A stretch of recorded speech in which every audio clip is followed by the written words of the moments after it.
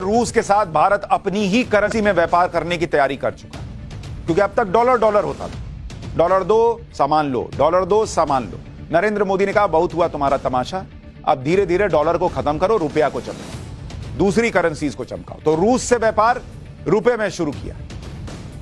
इसी कदम को आगे बढ़ाते हुए, ये एक छोटा कदम नहीं था, मैंने आपको बताया था कि और ट्राई कर रहे हैं नरेंद्र मोदी, भारत कर रहा है।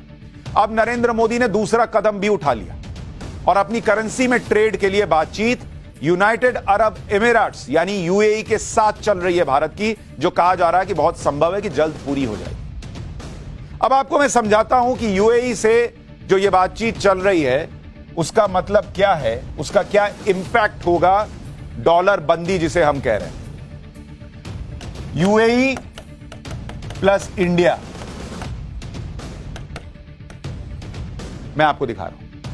$1 इज इक्वल टू 3.67 दिरहम होता है। दिरहम यूएई की करेंसी है।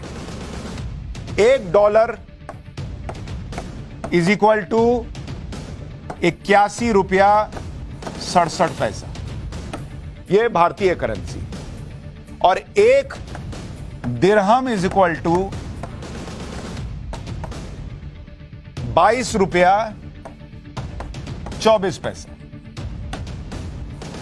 अब आप सोचिए कि जैसे ही आपने इस $1 और इस $1 को मिटा दिया, आपने कहा जाओ यार भाग, हटाओ इसको, नहीं रहेंगे, तुम्हारे साथ नहीं करेंगे। अब कहानी कहां आ गई? 1 दिरहम इज इक्वल टू 22 रुपया 24 पैसा। ये 81, 67 और 367 खत्म। इसलिए हम कह रहे हैं कि नरेंद्र मोदी डॉलर बंदी की कोशिश कर रहे हैं। मतलब डॉलर बंद नहीं हो जाएगा, लेकिन एक तरह की डॉलर बंदी है कि डॉलर का वर्चस्व खत्म करो, सीधे दिरहम और रुपये में ट्रांजैक्शन करो, हटाओ इसको बीच से।